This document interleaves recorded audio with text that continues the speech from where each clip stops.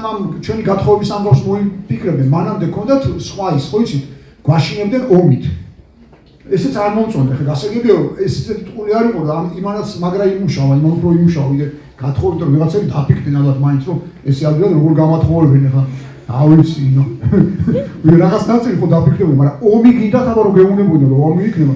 სხვა შორის რადგან იმაში ვარ, რა ქვია, სოლომონში გეტყვით, რომ ვისი სახელით სამსასტუმროს ქვია, უნიკალური მოვლენა, ყველაზე კარგი მაგალითია ეს მეფე სოლომონ პირველი, რომელსაც ზუსტად ასე ეუბნებოდნენ, როგორც ჩვენ გვეუბნებიან, რომ ომი გინდა, ასე ეუბნებოდნენ, იმიტომ რომ სოლომონი იყო დასავლეთ საქართველოში და აღმოსავლეთში ერეკლე, ვინც გადაწყვიტა, რომ უარი ეთქვა ტყვეების გაყიდვას. ტყვეების გაყიდვა, ეხლა გასაგებია, მწერალი ყოდა ასეთი კონდრატე თათარაშვილი, უიარაღო ქონდა ფსევდონიმი და დაწერა მამლუქი. იგივე მამელუქი. ფილმს ქვია ხვიჩა და გოჩა.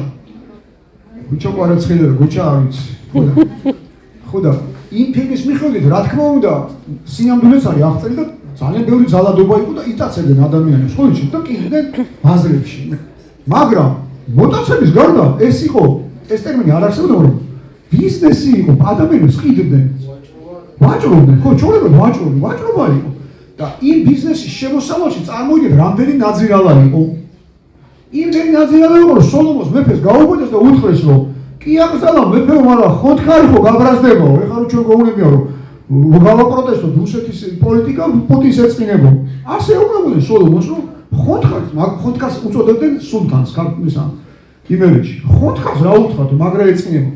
სოლომონმა უთხრა, სულ არ მინდა ომიო, მაგრამ მე ვიბრძოლებ და მაინც არ გავუკიდი ბავშვებსო. და ხრესელის ომი აგერ იყო, ხო ვიცით იმის, რა ქვია, ტრიპოლის გზაზე. მოგვადგა ოსმალეთის იმპერია რამხელა იყო, იცით, ვენიდან ბაღდადამდე იყო ოსმალეთის იმპერია. და სოლომონს ფეხები ვერ მოჭამეს ბოდიში რასაკვირველია. იმიტომ რომ იბრძოლა და დარწმუნებული იყო, რომ ბავშვი არ უნდა გაეყიდა და ეს იყო სამარცხვინო ბიზნესი. და მოიგო ის ბრძოლა. მიუხედავად იმისა, რომ ძალიან ბევრი, არა მარტო იმერელი სხვათა შორის, რომ მოგვადგა ოსმალეთის არმია, სულ წინარიგებში იყვნენ, ვინც იმის წილში იყო. წილებში იყვნენ. როგორც ახლა არიან უამრავი ადამიანი, იმის რა და თავისი წილის დათმო არაფრით არ უნდა.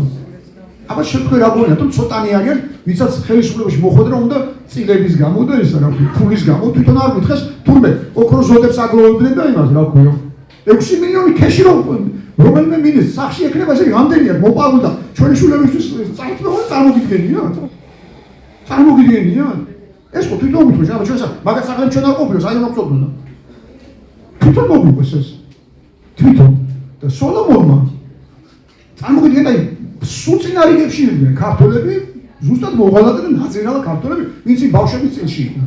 ივანე ჯავახიშვილზე დიდი ისტორიკოსი ჩვენ არ ყვერდა და ამბობდა. რამდენიმე მილიონი ბავშვი ყავთ გაყიდულიო. რამდენიმე მილიონი. და კაცმა არ იცის, რო არა სოლომონ მეფე აი ის სახელით ამ სასტუმროს ქვია. ჩვენ მოვახწევდით თუ ვერ მოვახწევდით დღემდე. შეიძლება მართლა გამქრალიყავთ.